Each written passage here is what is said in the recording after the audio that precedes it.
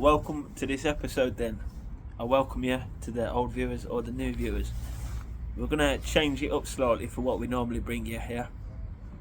Some of you might be watching thinking this ain't the usual dose of rollout I was expecting, but bear with me, it will tie in ever so slightly to what we do. So it's a bit of a different one for me. This is a bit of a challenge. After the video I need to figure out on the fly as I'm going, but I'm pretty sure it's going to be a juicy one. I just need to piece it all together in the correct way. Ludwig Bauers is the name of the guy that we're going to be talking about today, and I'm going to give you a bit of a deep dive into Ludwig's life and some of the events that befell on him during and around World War II. So Ludwig is my favourite German from World War II. It's strange for me to have a favourite German, considering that, you know, I'm a Jew and they did plenty evil towards the Jews. War is a messy thing, and there are innocent men on both sides who are just sent to do a job, and that's all it is sometimes. And this particular story about Ludwig Bauer, it's not the person so much, it's more the actions and the good luck that befell on him, which is so impressive. So Ludwig became a name of notoriety during World War II, namely for his lucky escapes and near-death encounters. So Ludwig didn't come into the first part of the war, he missed that bit, which would have been the major rollout through West Europe, into Poland and into the entire Europe, taking over France, everything like that. He would have been too young then, I believe he'd have been 16 or 17. But in that generation is when you had your bigger names, bigger tank commanders come to the forefront. It made it so that these tank commanders were like local celebrities, or they became heroes within the German army, the Panzer Corps, the Panzer Division. This made it a place where young men wanted to go to. They wanted to sign up to be in the tanks and to fight in the Panzer Corps.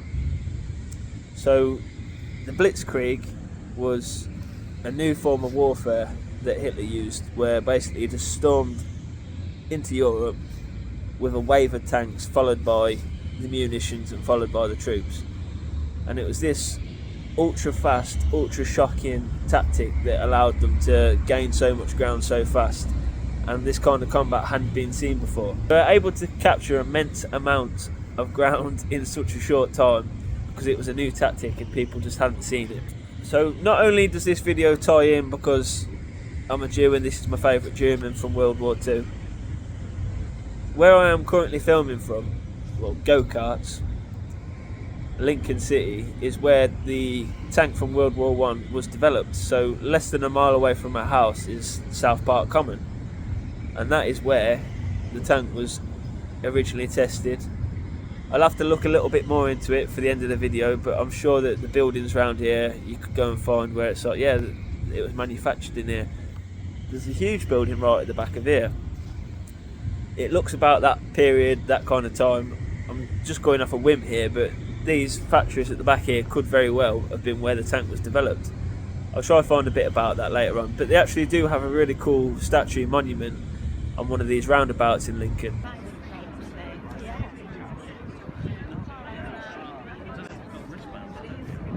So the tank is synonymous with where I'm from,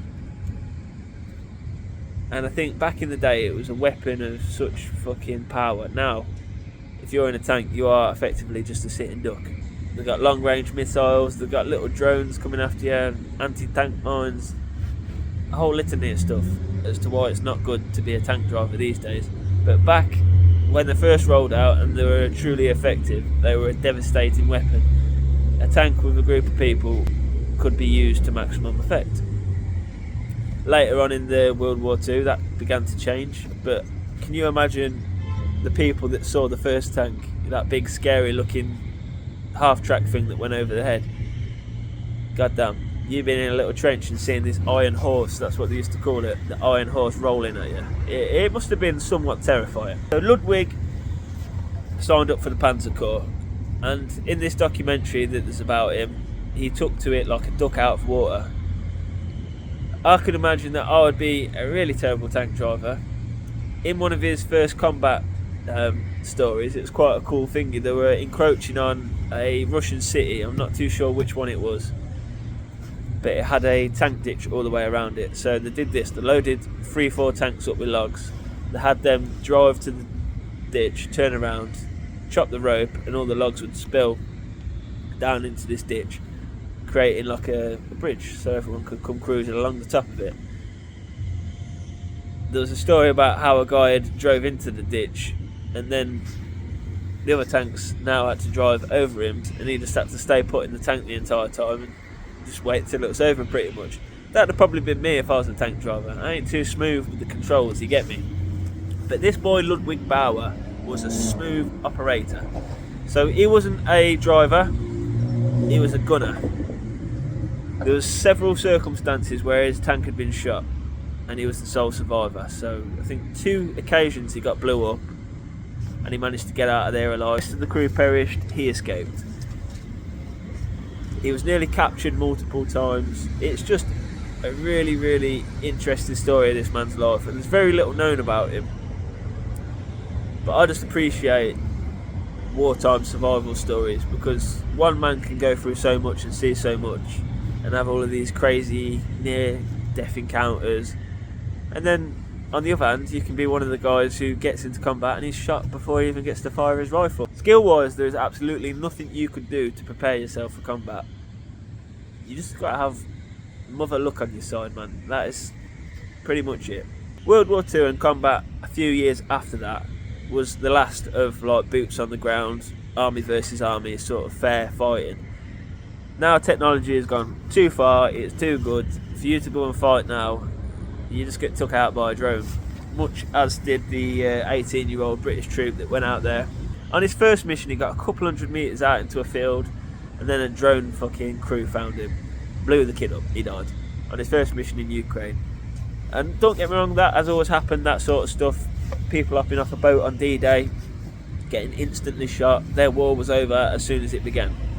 But just those people that are so lucky and manage to dodge it, and just death does not want to find them, and they'll go on to live till they're 90 or 100 years old. It blows my mind. Not only did he have tip-top tank driving, commanding skills, he also has a boss name. When you called Ludwig Bauer, yeah, Ludwig, it's got a nice little ring to it, I think, Ludwig Bauer.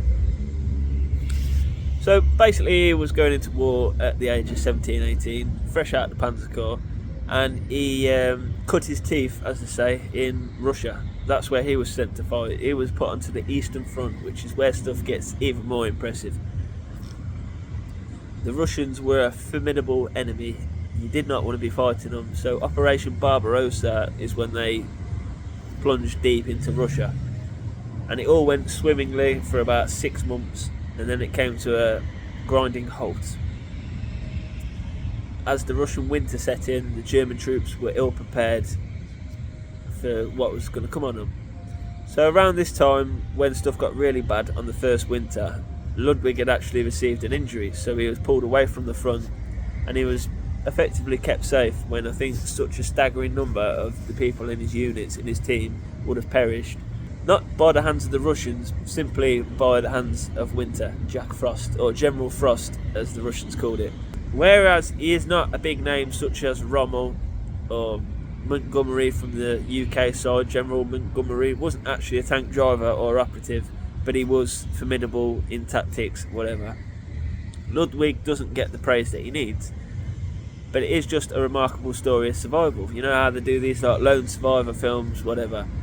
That's what gets people mesmerised by it. And I think the encounters, just to sum them up, I think he got struck 9 times by missiles while being a tank driver, blew up twice where he was the sole survivor, injured 3 times where he had to go and recover and come back to the front, and he nearly got captured. So the greatest one was at the end, coming towards the end of the German occupation, where they were on their last legs basically fighting for their lives. Ludwig had got out of his tank and gone and slept in a farm building. So he then becomes surrounded by Russians. He crawls down the trellis on the outside of the house, manages to get into his tank. As soon as he's in the tank, 5, I think this might have been the Allies actually, so it was Allied troops had surrounded him and started to climb on his tank. One of them even like looked through the hatch, had a little look around and did not see him. He's on record as saying he was worried that the soldier would hear his heart beating. He waits till they clear, he starts the tank up and drives, heads back to the front. He's struck a couple more times while he's escaping, but he managed to get himself and the tank out of there. And I think that was the second time he also rescued a badly damaged tank. He did nearly burn as well one time. So he'd received some fire and the mesh netting had come down around the top of the hatch of the tank. So for him to get out, he had to punch through a mesh netting that was burning. So he just waited until it had burnt up somewhat, and he was able to get out and get free. This is the Common, South Common in Lincoln. It used to be a golf course, and I think it's quite an interesting thought that back when there was horse and carts, very few cars on the road, 15, 17, 18, someone would have been sat in the house just looking out the window, and there would have been one of them old hefty World War One tanks just barreling across the common when people ride horses still. I mean, you'd have only had to take one look at it and go, that is a dodgy contraption. Only there for one purpose, I guess.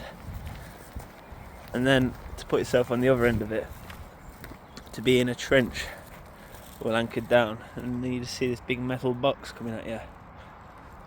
It must have made a few turds roll.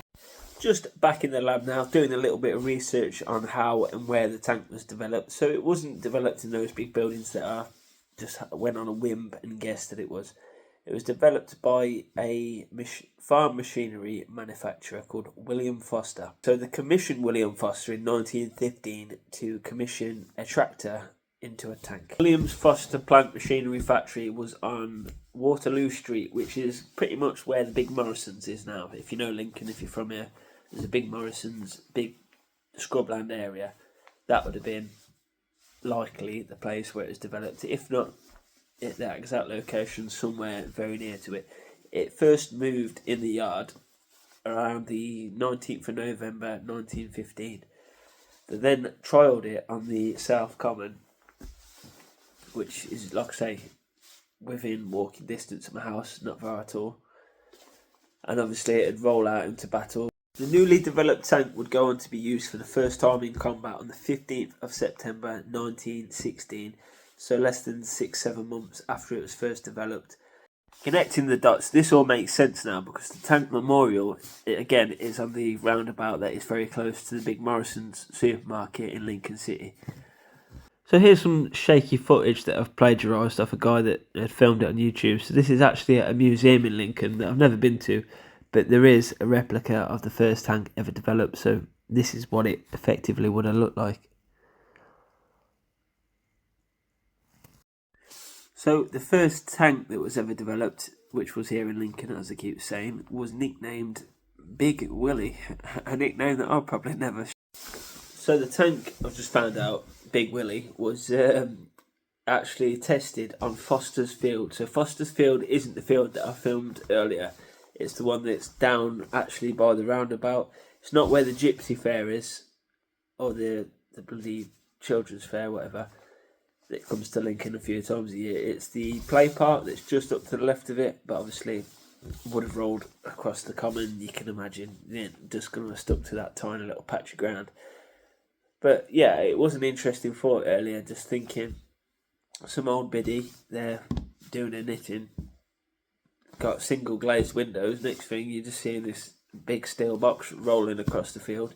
It must have been a sight to see. Ludwig Bauer would go on to die in early 2020s. He was born in 1923 and he made it to the grand old age of maybe 96 or 97, I couldn't tell you for sure. He was the recipient of the recipient. He received the medal, the Knight's Cross, which I believe is the highest honour that a German soldier could get. It was a tank ace, and he was a formidable soldier. I would like to believe that Ludwig was not part of the massacres and atrocities that a lot of German soldiers committed.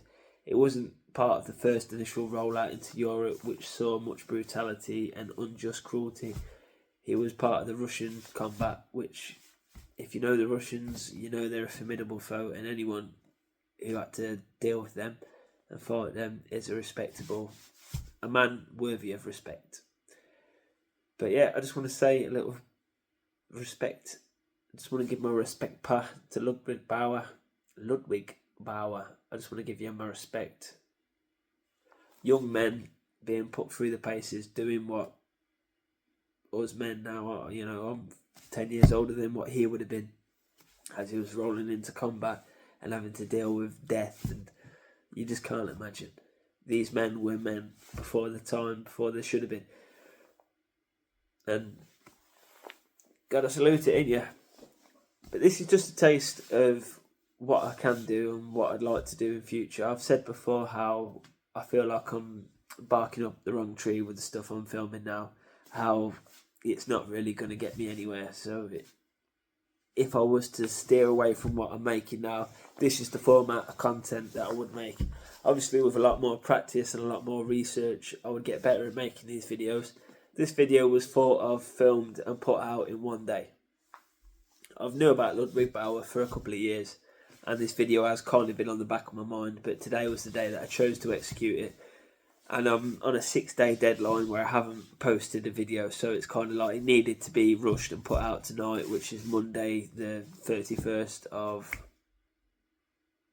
March. So it's going to be filmed, edited and released in the same day. So it is lacking in some of the areas where I hope my future videos to be a lot stronger.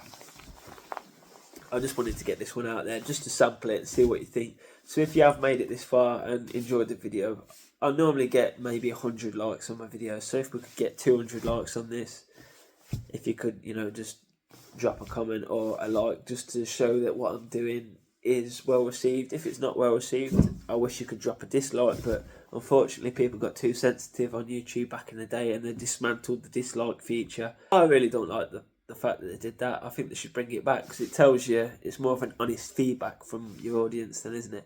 But if you've made it this far nevertheless and you enjoyed the video, I've been your host Adam, aka Roller Royce, the Jew guy, and I hope to see you in videos in the future. Ciao for now, good people. And there is a very, very good documentary that goes into more depth about Ludwig Bauer's life. I'll link it down below. You should really go check it out if you're interested in that sort of thing. And yeah, if you want to see more stuff like this in future, be sure to let me know down there, and then I know that it's good stuff, and we'll keep putting it out there, keep it coming. But yeah, thank you very much, good people. I'll see you in the next one.